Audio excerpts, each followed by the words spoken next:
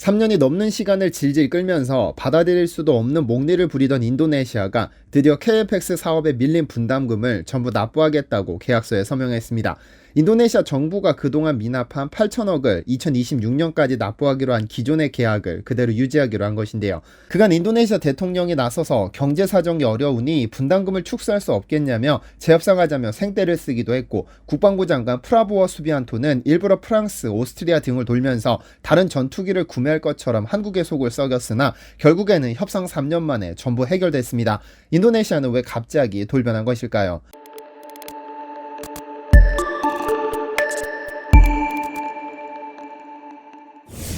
안녕하세요, 디스멘터리입니다. 인구수 2억 7천만 명의 인도네시아는 세계 4위의 인구수를 자랑하는 인구 대국입니다. 17,000개의 섬으로 이루어진 인도네시아는 각 섬마다 눈을 홀리는 빼어난 자연경관 덕분에 관광대국으로 유명할 뿐만 아니라 전 세계 각국의 기업들은 인도네시아를 인도 이후 가장 주목하는 시장으로 꼽습니다. 그런데 인도네시아는 거대한 인구수 외에도 무기를 판매하는 방산국가들 입장에서도 충분히 입맛을 다실 수 있는 국가입니다.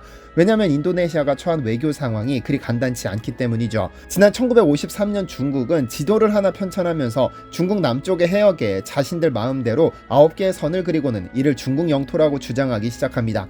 그런데 이는 인도네시아뿐 아니라 동남아시아 국가들 입장에서는 가만히 있다 뒤통수 맞은 격입니다. 중국의 자신들의 영토라고 주장하는 남중국해의 대부분이 전통적으로 동남아시아 어부들이 어업활동을 하던 해역이니까요.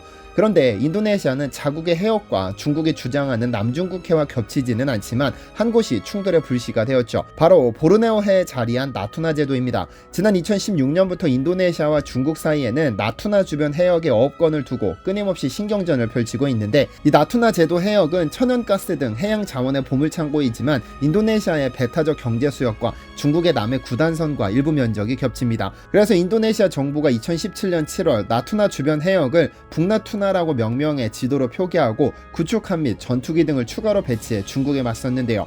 그런데 재미있는 일이 있습니다. 인도네시아가 자국의 방어를 위해 사용하는 해군 무기의 핵심인 잠수함이 전부 한국산이라는 점입니다.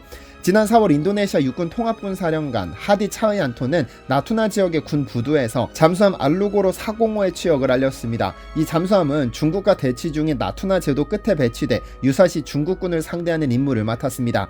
그런데 이 잠수함이 한국 기술로 만들고 인도네시아에서 조립한 첫 잠수함인데요. 인도네시아가 한국으로부터 잠수함 3척을 도입하는 사업의 마지막 결과물이었죠. 하디 사령관은 지금 우리 앞에 있는 잠수함은 인도네시아와 한국의 전략적 협력에서 비롯된 최고의 작품이라고 치켜세우면서 인도네시아 해양 주권의 마지막 보루를 이 잠수함으로 지킬 것이라고 결의를 다졌습니다.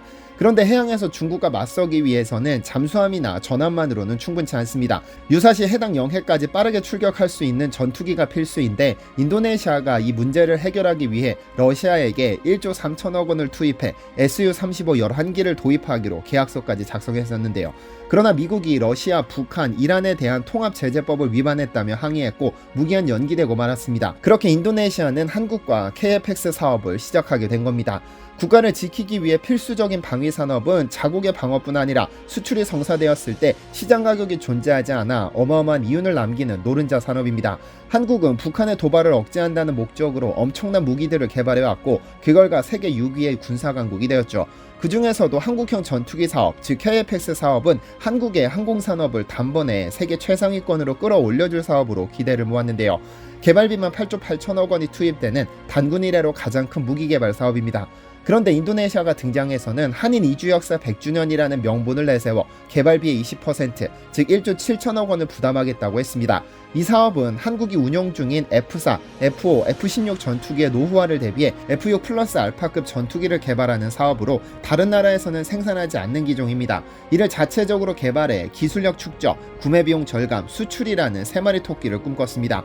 그런데 인도네시아가 2026년까지 납부하기로 한 1조 7천억 중 2272억 원만 납부한 후 매년 납부해야 할 분담금을 올해까지 미납하면서 6044억 원이 미납 상태로 남았죠. 인도네시아는 자신들이 2조 원에 가까운 금액을 투자하는 만큼 완성 후 시제기 한 대와 기술 자료를 전부 이전받겠다고 했습니다. 그리고 추가 50대를 구매하겠다고 호언장담하면서 한국은 수출국까지 확보한 상황이었는데요.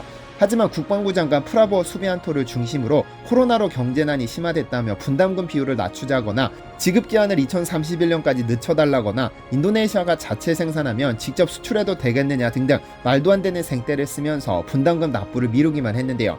그러나 한국이 이런 제안을 거절했고 결국 협상 테이블을 차렸으나 올해도 넘어가는 줄 알았습니다만 지난 빼빼로데이에 인도네시아는 분담금을 2026년까지 전부 납부하겠다는 기존의 계약을 유지하겠다고 합의문에 서명했습니다. 물론 분담금을 전부 현금으로 받으면 좋겠지만 인도네시아는 30%인 5,100억 원을 현물로 납부하겠다고 했고 한국은 이 제안을 받아들였습니다. 결국 차후 어떤 현물로 납부하게 될지는 지켜봐야 할 듯한데요. 어쨌든 최종적인 결정은 조코이 대통령이 하겠지만 미납 분담금 포함 20%의 분담금을 전부 납부하겠다는 결정이 내려진 것은 프라보어 국방부 장관의 힘이 작용했을 것이 명확합니다. 조코이 대통령은 2014, 2019 대통령 선거에서 두 차례나 꺾은 정적 프라보어에게 국가 평화를 위해 국방부 장관을 제의했고 프라보어는 이를 단숨에 낚아챘습니다. 그리고 국방부 장관으로서 독재에 가까운 힘을 휘두르기 시작했고 그것이 한국과의 KFX 사업에까지 미친 건데요. 하지만 프라보어 국방부 장관이 미납 분담금을 납부하겠다는 결정을 내릴 수밖에 없었던 것은 인도네시아 국회에 강한 압박이 있었기 때문인 것으로 보입니다. 한때 프라보어 국방부 장관은 한국과 협상 테이블을 유리하게 가져가기 위해 수많은 국가를 방문하면서 위협적인 행보를 이어갔었습니다. 지난 2020년 7월에는 오스트리아로부터 타이푼 중고 전투기 15대를 구매하겠다고 나섰는데 원래 비밀로 했어야 할 이런 입찰 서한을 오스트리아 언론이 대대적으로 공개하면서 알려지게 됐죠. 무려 20년 전에 오스트리아가 구매한 전투기를 구매하겠다는 글을 두고 인도네시아 국회가 엄청난 비난을 쏟아냈습니다.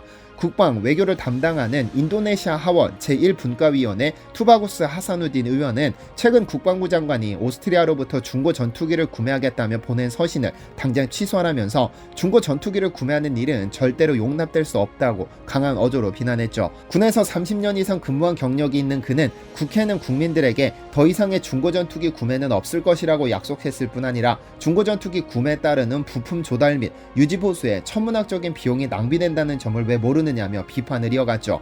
즉 자동차도 신차를 사면 최소 5년간은 아무 고장 없이 탈 수 있는 것처럼 전투기 역시 신형 전투기를 사면 불필요한 비용 낭비도 없을 것인데 왜 굳이 중고를 고집하냐는 것이었습니다.